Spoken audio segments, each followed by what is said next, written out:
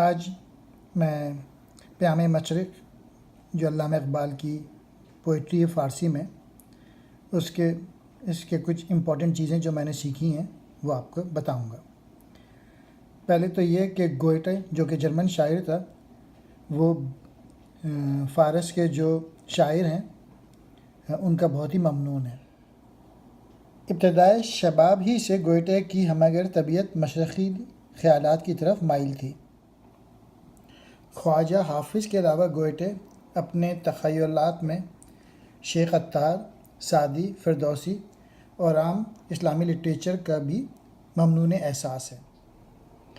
خدا تعالیٰ نے مجھے ملک و دین کی حقیقتوں سے آشنا و آگاہ کر دیا ہے اور اس طرح میری آنکھوں سے غیر اللہ کا نقش مٹا دیا ہے، یعنی مجھ پہ یہ حقیقت واضح ہو چکی ہے کہ اس دنیا کا مالک حقیقی صرف خدا ہے۔ اس بنا پہ میں نے ما سوا اللہ سے اپنی آنکھیں بند کر لی۔ میں دین و دنیا کے تقاضوں سے پوری طرح باخبر ہونے کے باعث خود کو مادہ پرستی سے بچائے ہوئے ہوں۔ اقبال کہتے ہیں کہ زندگی جو ہے وہ جد و جہد و عمل کا نام ہے۔ اس جہد کے بغیر کسی حق کا دعویٰ نہیں کیا جا سکتا۔ زندگی کائنات کی حقیقتیں جاننے کے علم کے سوا اور کچھ نہیں۔ وہی قوم دنیا میں کامیاب و سرخرو اور بقا کی حامل بنتی ہے جو مسلسل جد و جہد و عمل سے کام لے اور اس کائنات کے وجود پہ غور کرے تاکہ اس کے نتیجے میں وہ خالق و مالک کے حقیقی کے وجود سے آگاہ ہو جائے۔ علامہ اقبال پیام مشرق میں کہتے ہیں کہ ہر چمکنے والا پتھر موتی نہیں ہوتا۔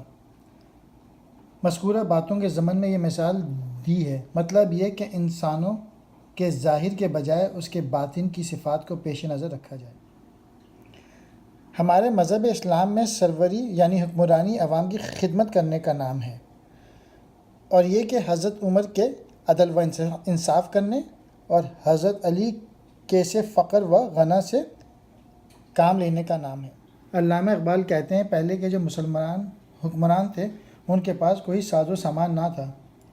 ان کے ہاتھ میں تلوار اور قرآن کریم کے سوا کچھ نہ تھا، یعنی بہت بڑے رتبے کے آدمی ہوتے ہوئے بھی انہوں نے سادگی میں اور اسلامی خدمت میں بسر کی۔ علامہ اقبال پیام مشرق میں کہتے ہیں کہ زندگی کا اصل مقصد سد کوشی اور جد و جہد کرنا ہے۔ ایک سخت گوش انسان اپنے جد و جہد عمل کی راہ میں آنے والے غم و آلام سے خوفزدہ نہیں ہوتا بلکہ ان سے ٹکراتا ہے